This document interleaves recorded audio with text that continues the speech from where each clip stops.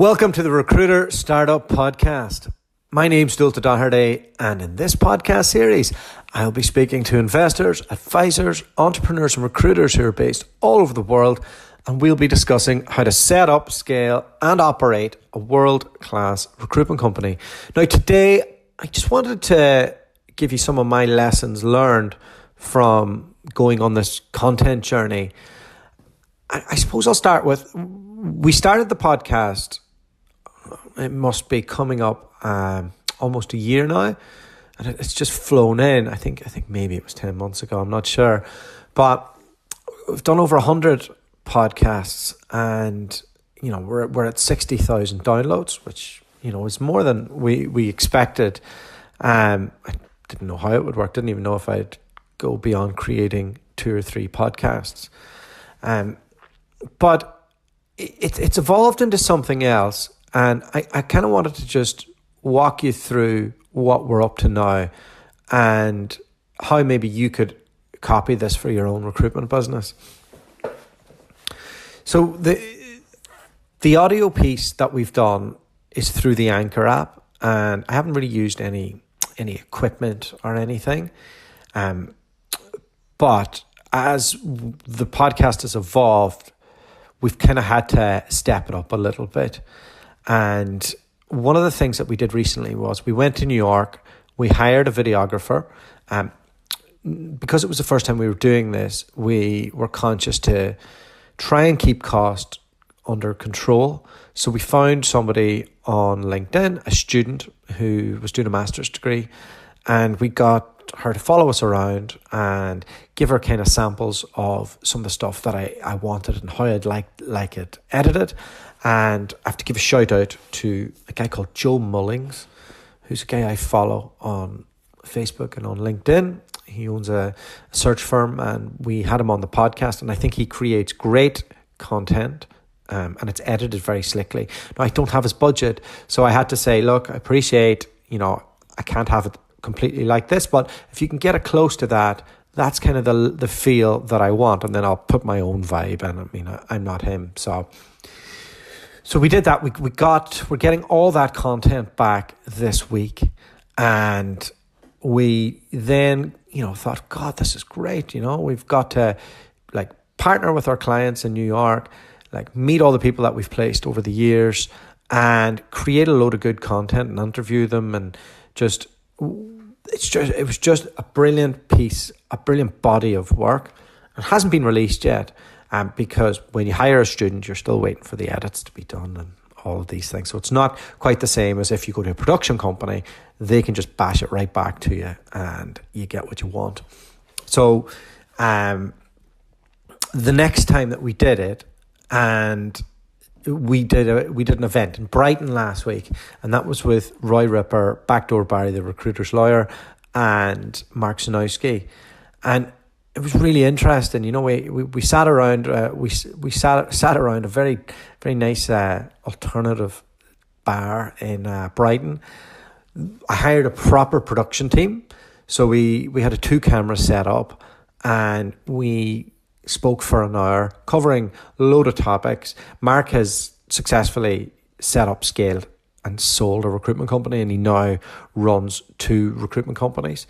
So got his perspective on that journey, and we all kind of jumped in with different topics. Roy has advised hundreds of recruitment firms and individuals, so he was able to give us a different perspective on that. And then Barry's seen under the hood of so many recruitment firms over the years, so we kind of got a good legal perspective and some advice on all of that side of it, and it was great crack and great fun.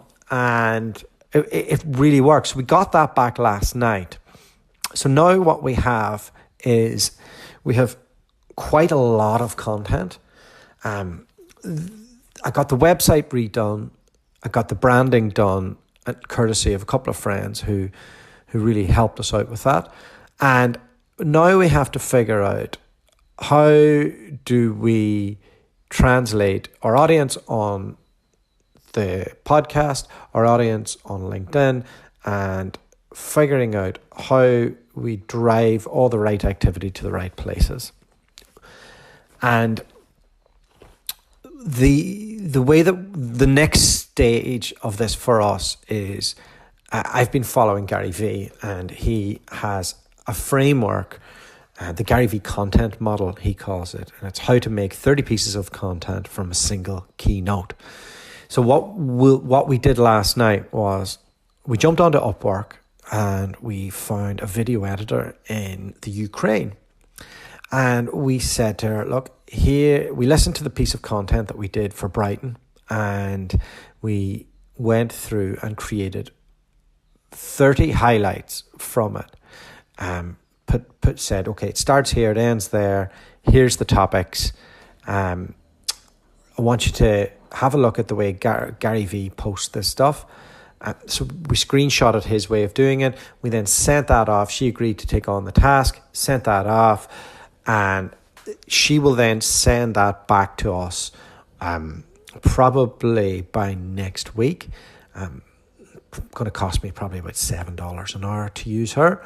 So straight away, we're going to have one major piece of content which will sit on our website and then on YouTube. And then from that, we'll have 30 highlights. So that's a highlight a day that will be uploaded directly to LinkedIn, which will have a link to go to the main content on our website. So that's going to be the basis of that. And then the next person that I need to get as a freelancer is I need to get like somebody to do the repurposing of all the audio highlights that we have. And there's a tool called Wave that does it well. So we may use the same freelancer, we may find somebody else. But essentially then I'll create, like we have 100 podcasts, so myself and Charlotte will sit through painstakingly, go through any of the good bits, and then send that off with, I want this highlight from this moment to this moment, and here's the text, and here's the image that we want for it. And then that there will be hopefully another piece of content a day that we can get out. So we'll have a video content out once a day, an audio content out once a day, driving all the traffic back to the website, and everybody knows where they can go find the main body of work. The bit that we don't have down just yet is the pay-per-click bit, and that's the next bit. So got the website, got the branding, got the content, chopped up the content. Now we have to work out how do we distribute it in the most effective way possible. Right now, we're kind of with a messaging sequence that we use for LinkedIn connections to make sure that okay, you're not looking right now, that's no problem.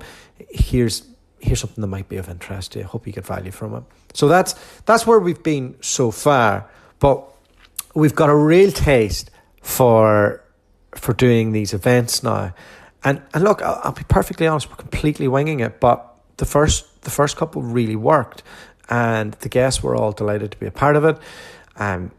They'll be tagged in 32 posts on LinkedIn, so they'll get loads of exposure from it, and everybody wins really, because the content is really good, and they shone as guests. So a lot of the secret here is to use your network.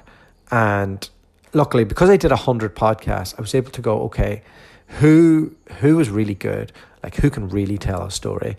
And then the next bit is, okay, let's put them on a table together. And then you just create conversation and try and keep it going in that Joe Rogan-y way, where he always kind of has something that leads on to the next topic. It's free flowing, but he still has it in a way that he gets the best out of them.